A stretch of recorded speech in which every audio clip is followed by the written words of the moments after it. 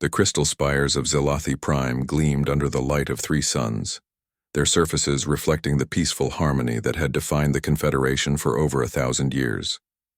In the Grand Council chamber, representatives from 12 herbivorous species sat in perfect circles, their voices soft and melodic as they discussed trade agreements and cultural exchanges. High Chancellor Vextar raised her delicate hand, and the chamber fell silent. Her large, gentle eyes swept across the assembly as she spoke in the traditional Zelathi manner, calm, measured, and thoughtful. The quarterly reports show continued prosperity across all member worlds, she announced. Our defensive energy grids remain stable, and no conflicts have been reported in any sector. The council members clicked their approval, a sound like wind chimes in a gentle breeze. For centuries, the Zelathi Confederation had built their civilization on the principle that violence was the mark of primitive species. They had watched from afar as younger races like the humans fought endless wars, shaking their heads at such barbaric behavior. Speaking of primitive species, Councillor Thane spoke up, his rabbit-like ears twitching with distaste. We have received another communication from the human territories. They continue to request diplomatic meetings. A wave of uncomfortable murmurs rippled through the chamber. The humans had been trying to establish formal contact for over 50 years, but the Confederation had always declined. Earth was classified as a death world, a planet so dangerous that it had produced creatures of unimaginable violence. The humans were known throughout the galaxy as warriors who solved every problem with weapons and aggression. Their methods are too crude for civilized discourse, Vextar replied. We have nothing to learn from a species that glorifies warfare. Let them continue their violent expansion elsewhere. The discussion moved on to more pleasant topics, but their peaceful meeting was suddenly interrupted by a shrill alarm that had not sounded in over 300 years. Emergency lights bathed the chamber in red, and the great viewing screen descended from the ceiling. The image that appeared made every council member freeze in terror. A massive swarm of dark ships filled the void of space, moving like a living shadow across the stars. Each vessel was clearly biological, grown rather than built, with writhing tentacles and pulsing organic hulls that seemed to breathe. They moved with the coordinated precision of a hive mind, and their numbers seemed endless. Report, Vextar commanded, her usual calm shattered. The outer colonies of Vextar and Quellen have gone silent, the communications officer announced, his voice trembling. Long-range sensors show these creatures consuming everything in their path. They are heading directly for our core systems. The council erupted in panicked voices. In their 1,000 years of peace, they had never faced a threat like this. Their energy weapons were designed for asteroid mining and crowd control, not warfare. Their ships were built for exploration and trade with minimal defensive capabilities. What are these things? Councillor Thane demanded. According to our databases, they match descriptions of the Kithak swarm. The officer replied, a hive mind species that consumes entire star systems. They were thought to be extinct. Vextar felt her heart sink. The Kythek were legendary terrors from the galaxy's ancient past, creatures that had once devoured whole civilizations before mysteriously disappearing. If they had returned, the Confederation's peaceful way of life meant nothing to them. Mobilize our defense fleet, she ordered. Chancellor, the defense minister spoke quietly. Our energy weapons proved completely ineffective against their bioships. The few ships that engaged were destroyed in minutes. The Kythak seemed to adapt to our weapons almost instantly. The chamber fell into stunned silence. For the first time in their history, the Zelathi faced an enemy that could not be reasoned with, negotiated with, or deterred by their advanced energy technology. What about our allies? Thane suggested desperately. The Altarian Republic is too far away and their fleet is smaller than ours, the defense minister replied.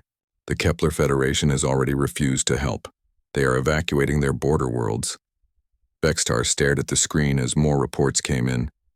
Whole colonies were being stripped clean, their populations either consumed or converted into biomass for the swarm. The Kythak moved faster than anything the Confederation had ever encountered, and their numbers seemed to grow with each world they devoured. How long until they reached Zelathi Prime? She asked. At their current rate of advance? 4 days, maybe 5. 4 days. The Confederation had built their entire society on the belief that civilization meant the absence of violence. Now they faced extinction because they had no warriors to defend them.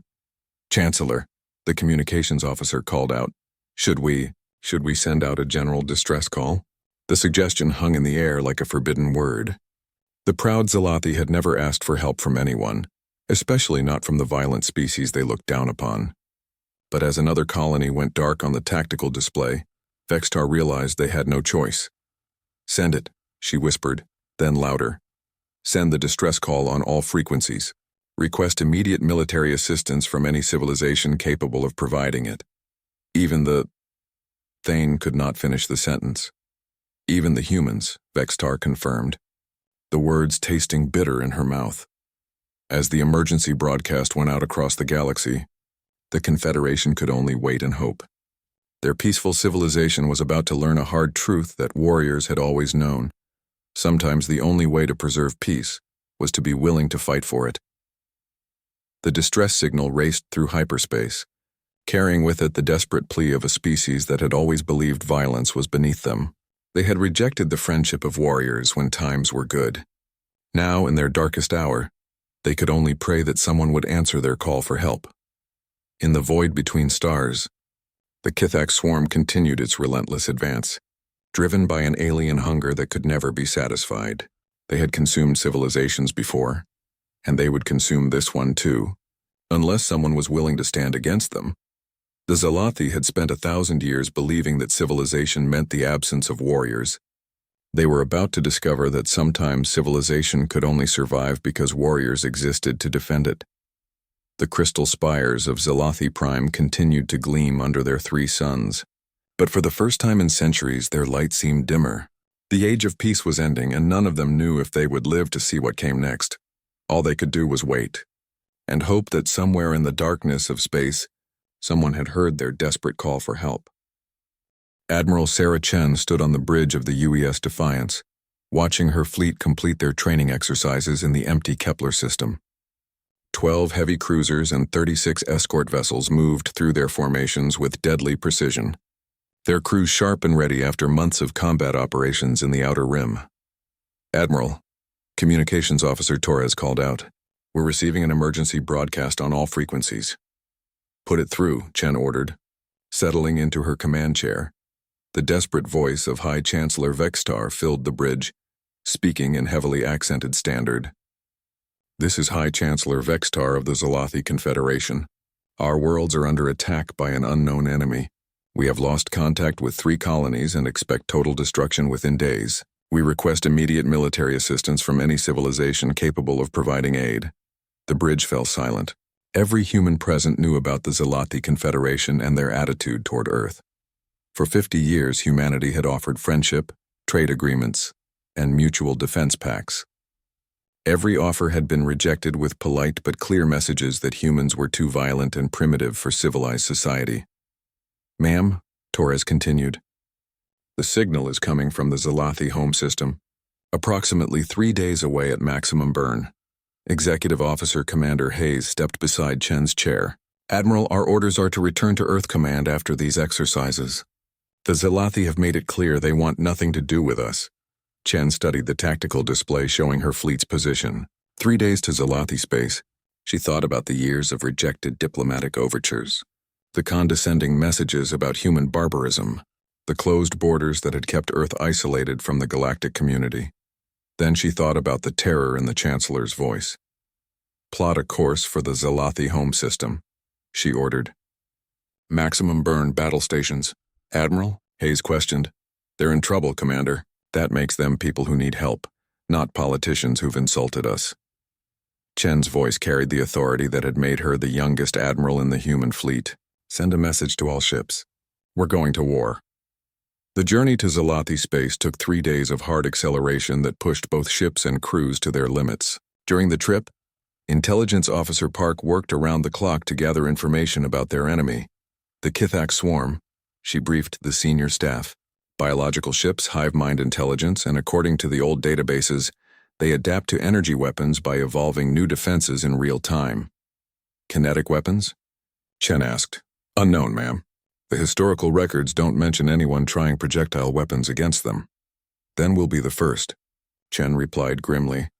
When the human fleet dropped out of hyperspace at the edge of the Zalathi system, they found a scene of devastation. The outer planets were dark, their surfaces stripped bare. Massive biological ships, each the size of a city, moved through space like hungry sharks. Smaller craft swarmed around them, and the void between was filled with debris from destroyed Zalathi vessels. Jesus, someone whispered on the bridge. The Kythak had already reached the inner system. Zalathi Prime was under siege, its orbital stations burning as bioships pounded them with organic projectiles. The planet's famous crystal cities were visible from space as points of light going out one by one.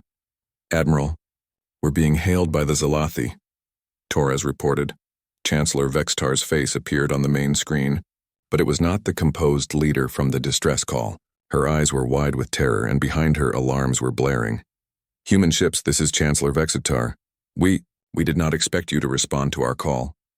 "We heard you needed help," Chen replied simply. "Your assistance is appreciated, but we must advise you that these creatures have already destroyed our entire defense fleet. Perhaps it would be better if you evacuated our remaining population instead of engaging the enemy." The meaning was clear to everyone on the bridge. The Zalathi were asking the humans to run away, fully expecting them to be destroyed if they fought. Even now, facing extinction, they still saw humans as inferior. "With respect, Chancellor, we didn't come here to evacuate anyone. We came to fight." Chen's voice was ice cold. "Are you giving us permission to engage the enemy?" On the screen, explosions rocked the Zalathi command center. Vextar was thrown from her chair as bioships began their final assault on the planet's surface. "Yes," she screamed as another blast shook the building. "Yes, you have permission. Do whatever you can." Chen cut the transmission and turned to her weapons officer. "All ships, this is Admiral Chen. The enemy adapts to energy weapons, so we're going kinetic only. Target their largest vessels first. Ramming speed authorized for critical targets." "Ramming speed, ma'am?" Hayes asked. "Commander, these things have been adapting to energy weapons for millions of years, but I guarantee they've never faced a railgun firing depleted uranium rounds at 20% light speed." Chen smiled grimly. "And they've definitely never had a human ship crew ram them at full burn." The human fleet accelerated into the system, their engines burning bright against the darkness. Unlike the elegant Zalathi vessels with their smooth curves and peaceful designs, human ships were built like weapons themselves, angular, armored, and bristling with gun ports. The Kithek immediately detected the new arrivals.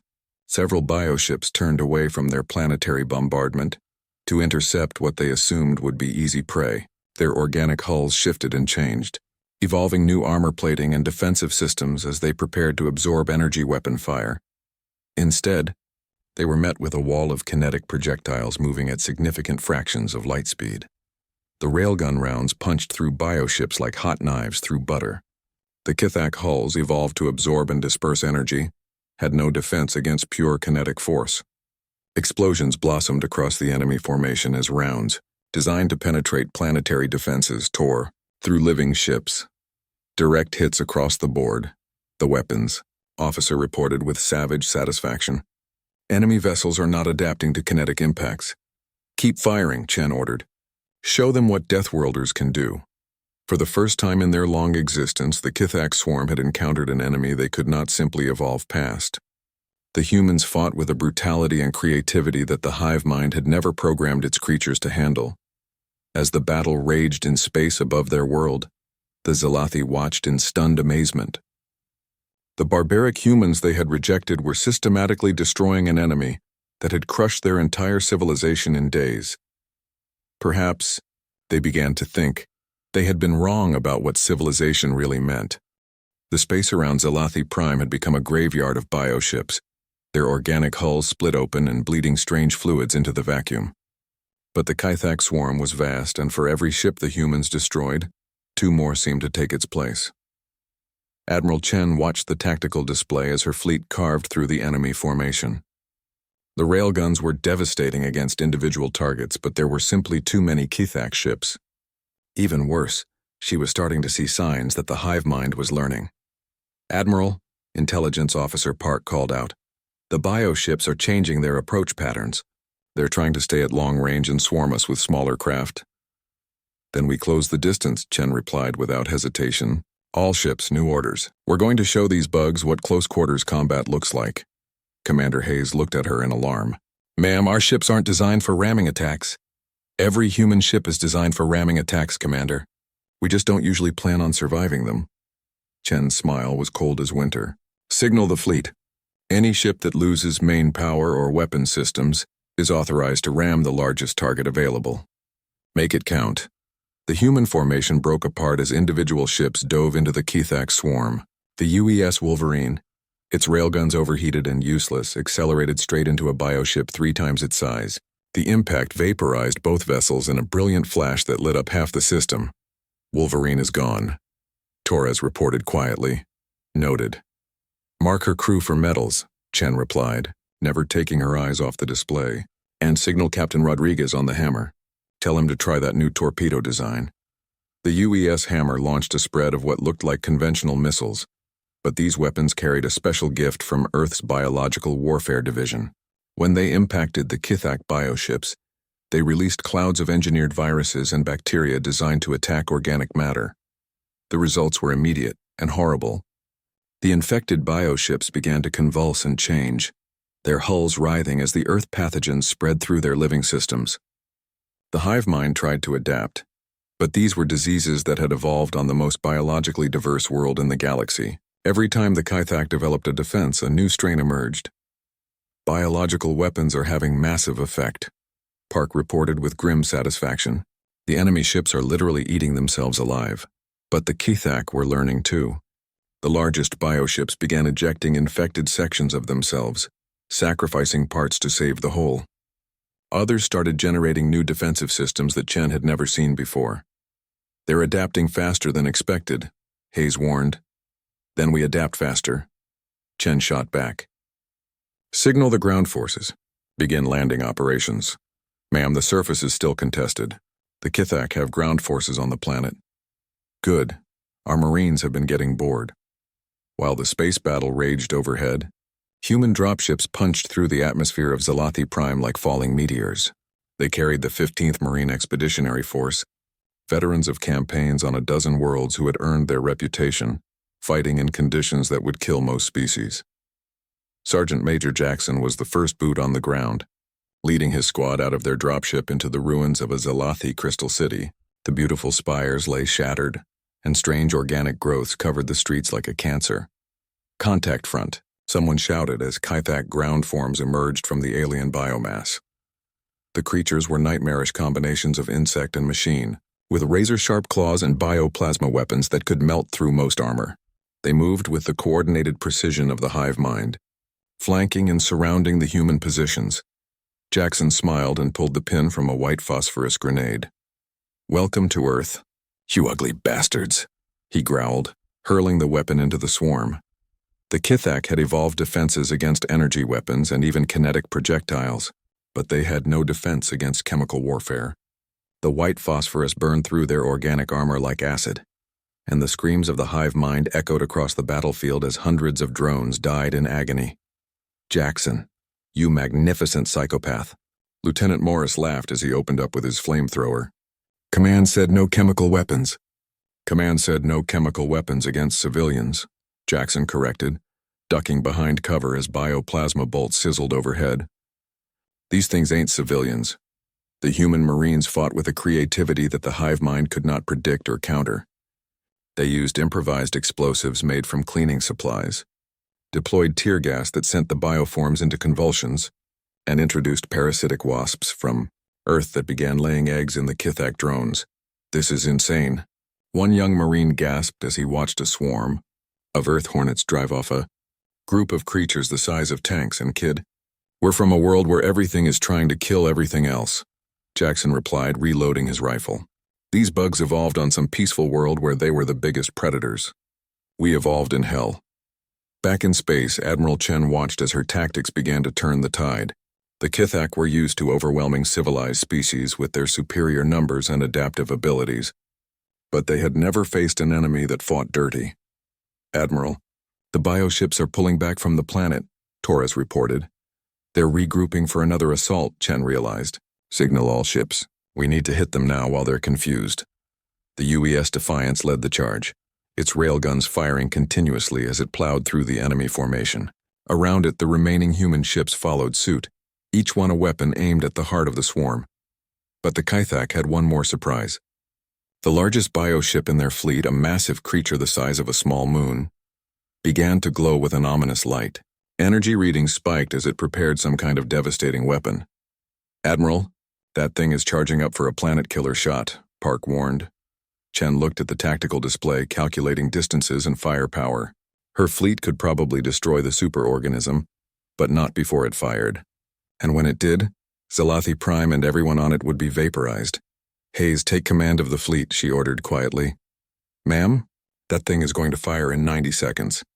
The Defiance can reach it in 80 if we go to ramming speed." The bridge fell silent as everyone realized what she was saying. "Admiral, there has to be another way," Hayes protested. "There is no other way, Commander. Sometimes the only solution is the one nobody wants to make." Chen stood up, straightening her uniform. "Signal the Zalathi. Tell them it's been an honor." The UES Defiance broke formation and accelerated toward the massive bioship, its engines burning at maximum power. Behind it, the rest of the human fleet continued the battle, knowing that their admiral was about to sacrifice herself to save a world that had never wanted their help. In the crystal chambers beneath Zalathi Prime, Chancellor Vextar watched the tactical display with tears in her large eyes. The barbaric humans she had rejected were dying to save her people, and she was beginning to understand what true civilization really looked like. The U.S. Defiance screamed through space toward the massive Kythak bioship, its hull groaning under the stress of maximum acceleration. On the bridge, Admiral Chen stood calm and steady as her ship raced toward certain destruction. 30 seconds to impact, Torres announced, his voice tight with emotion. "All hands, this is the Admiral." Chen spoke into the ship-wide communications. "It has been my honor to serve with each and every one of you. Today we die so that others may live. There is no higher calling for a warrior."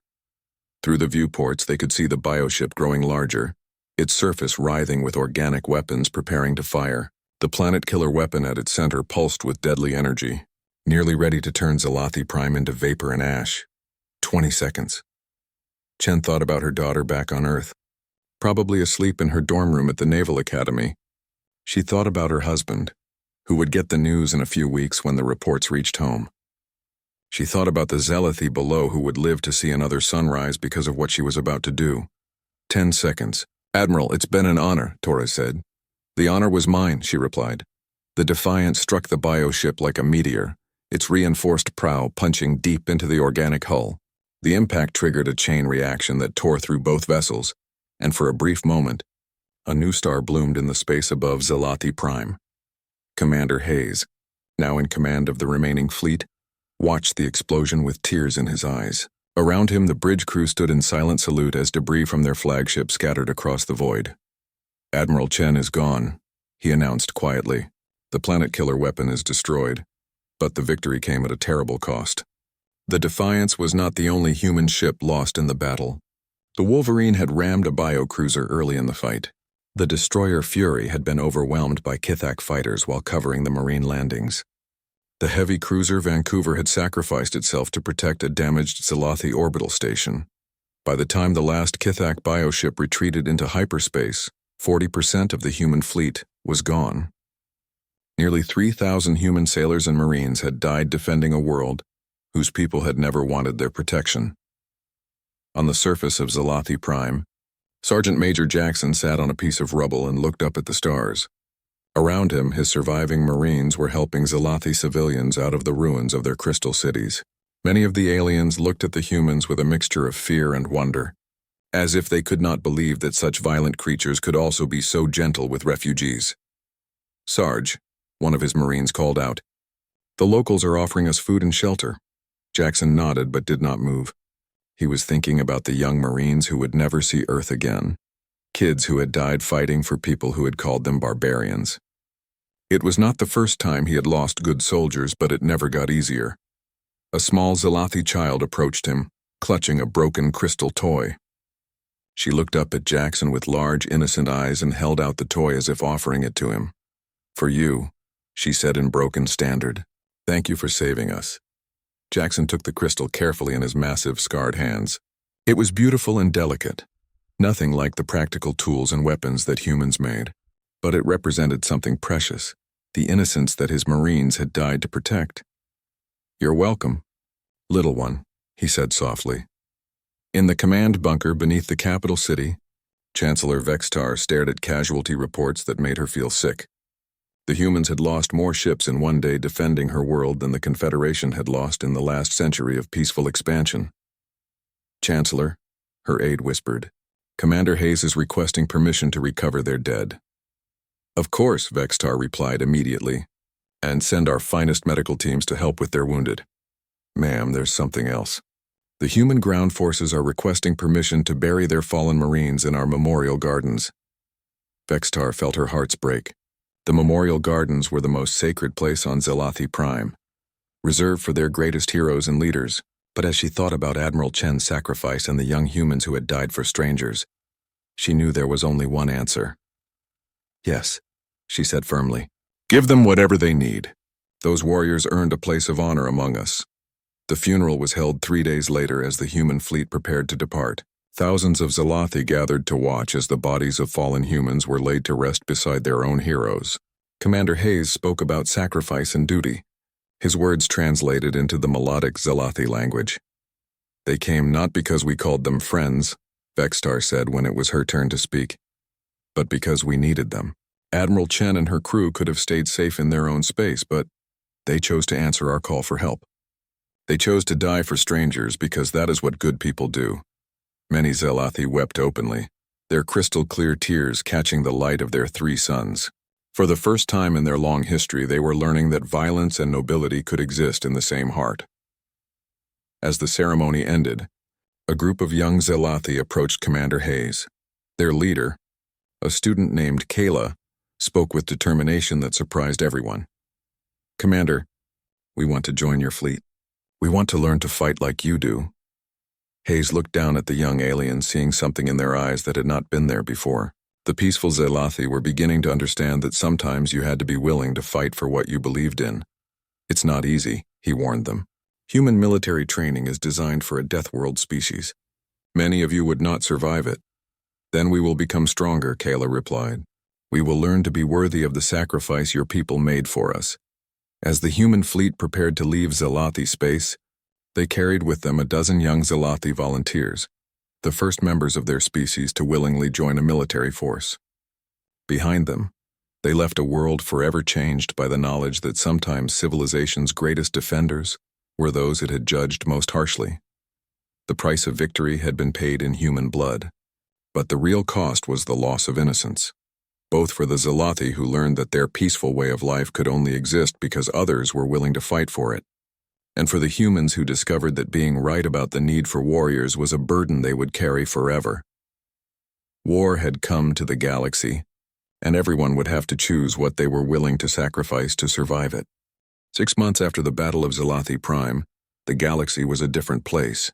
News of humanity's sacrifice had spread through every civilized system, carried by refugees and survivors who could not stop talking about the Deathworld warriors who had saved them.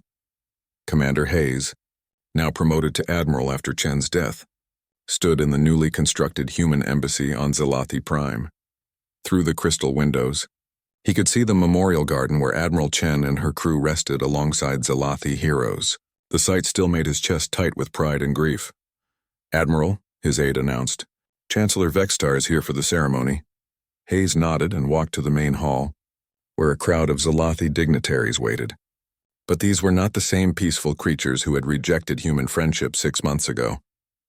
Many wore military uniforms, a concept that had not existed in their society before the Kithak attack. Others carried weapons, another innovation that their species had adopted after learning that violence sometimes had its place. Chancellor Vextar approached Hayes with a crystal tablet in her hands. Her once soft demeanor had been replaced by the bearing of a leader who had seen her world burn and been saved by warriors she had once scorned. "Admiral Hayes," she began, her voice carrying to every corner of the hall. 6 months ago, my people believed that civilization meant the absence of conflict. We thought that those who carried weapons were lesser beings, too primitive to understand the higher calling of peace." She paused, looking out at the memorial garden visible through the windows. "We were wrong. We learned that our peace existed only because we lived in a quiet corner of the galaxy, protected by distance from the darkness that dwells between the stars. When that darkness came for us, we had no answer except to call for help from those we had dismissed as barbarians.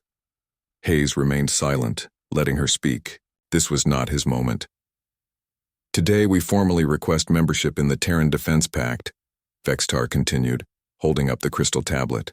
We offer our resources, our technology, and our lives in service to the principle that civilized beings must be willing to defend civilization itself. The hall erupted in clicks and chimes of approval from the Zalathi delegation.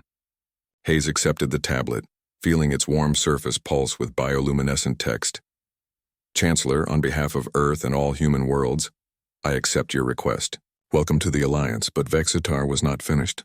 There is more, Admiral. Our young people have been volunteering for human military academies faster than we can process their applications.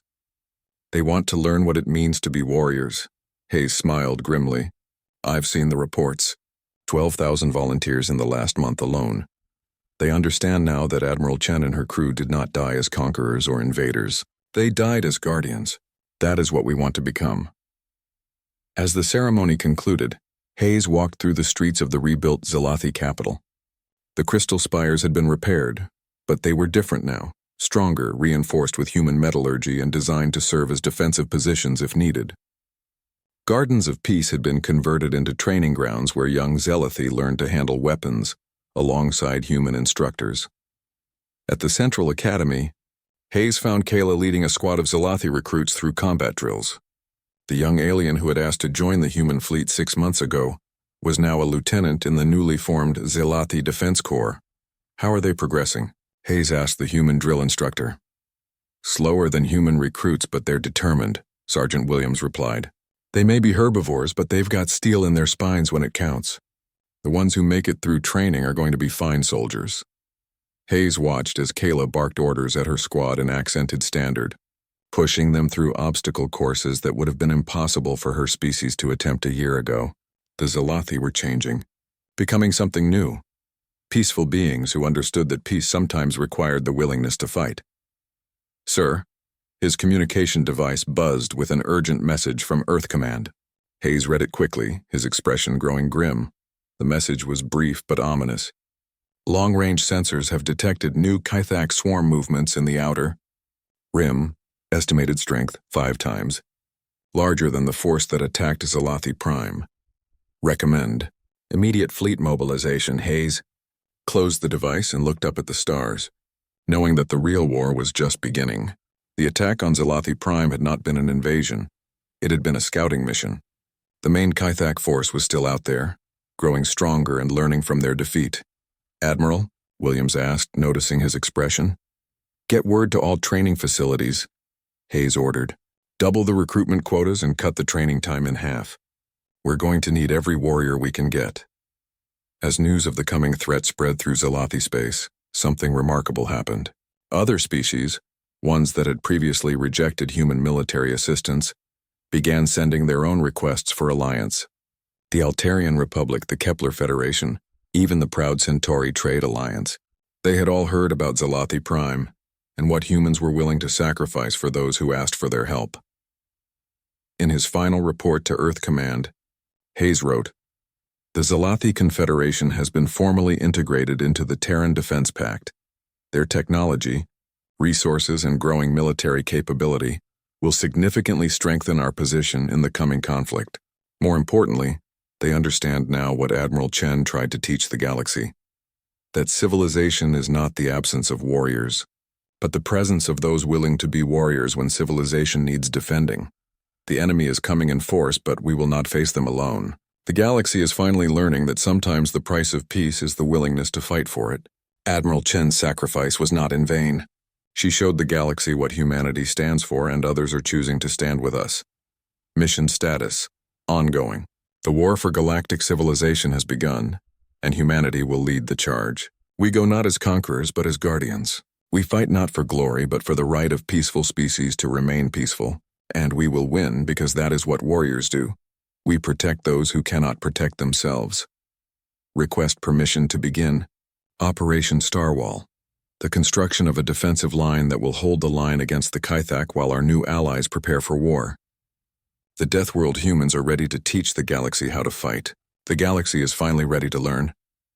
As Hayes sealed the report and sent it toward Earth, he looked once more at the memorial garden where Admiral Chen rested. Her sacrifice had changed everything, turning rejection into alliance and contempt into respect. The humans had answered the SOS of those who had never wanted them. In return, they had gained something more valuable than gratitude. They had gained allies who understood that true civilization required guardians willing to stand watch in the darkness. The stars above, Zalathi Prime, shone bright and clear, but somewhere in that darkness the Kythak swarm was moving.